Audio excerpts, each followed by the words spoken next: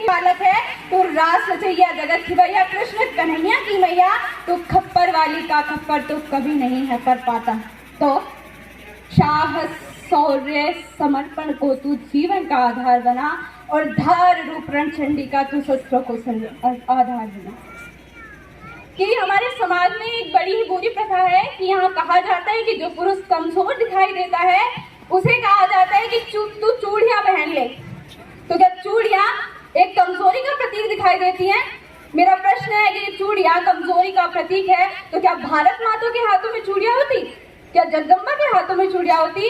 तब मेरी कुछ पंक्तियां हैं कि क्या दिखाई देती है मुझे चूड़ियां के कलियों से कोमल हाथों का आधार दिखाई देती है, रणचंडी का वह रणवेदी भार दिखाई देती है और अगणित अंगारों का अंगार दिखाई देती है और धर्मध्वजा को हाथ लिए प्रतिकार दिखाई देती है और तुमको चाहे निर्बल का श्रृंगार दिखाई देती हो पर मुझको ये चूड़ियां हथियार दिखाई देती है, पर मुझको ये चूड़ियां हथियार दिखाई देती है।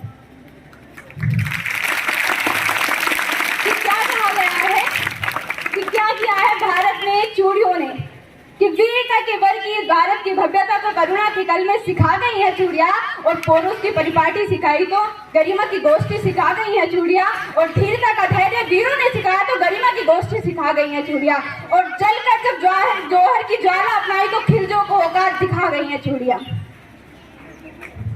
कि क्या है अब कोई कृष्ण नहीं आने वाले हैं, अब लड़कियों को एक नारी को अपनी सुरक्षा खुद करनी पड़ेगी। तब कुछ पंक्तियां है कि दुर्योधन है दुशासन है पग पग पर अवरोध करे, इस कुटिल काल के अनुयायी है शकुनी से शैतान करे और कलियों सी कोमल मूरत को कर देंगे पर में तारता, मन के सारे श्रृंगारों को कर देंगे पर में तारता और रणचंडी का तू रूप धार हर राक्षस का तू कर प्रभार और पानी तक ना मांग सके जो तुम पर आंख उठाएंगे तब तुम खुद अपना चीर बचा लो, कृष्ण नहीं आ पाएंगे। आएंगे अब प्रश्न उठता है कि कृष्ण क्यों नहीं आएंगे? कि कृष्णा को काम बहुत से हैं, भक्तों के धाम बहुत से हैं, माखन की मटकी रहा थके भक्तों के धाम बहुत से हैं। अरे कब तक आएंगे खाना हर युग की लाल बचाने को, दुर्योधन को समझाने को, सर 5 जन्या अपनाने को, बोलो यमुना जी कब तक मुरली की धुन को तरसेगी और कब तक गोकुल के द्वारे बिन गोवर्धन के तरसेंगे और यहाँ रहेगी धारी तो गोवर्धन कौन उठाएगा और महासमर का व्यूवेद अभिमन्यु कौन बचाएगा। अरे सुनो दामिनी रणभूमि में निर्बल मारे जाएंगे, कि सुनो दामिनी रणभूमि में निर्बल मारे जाएंगे तब तुम खुद अपना चीर बचा लो, कृष्ण नहीं आ पाएंगे।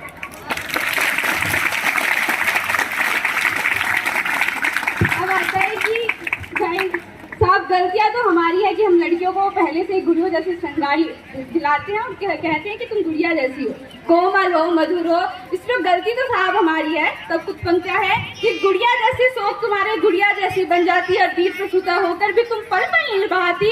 अरे शक्ति स्वरूपा हो तुम तो जगदम्बा की अवतारी हो और क्या दुर्योधन क्या दुशासन तुम स्वयं काल पर भारी हो।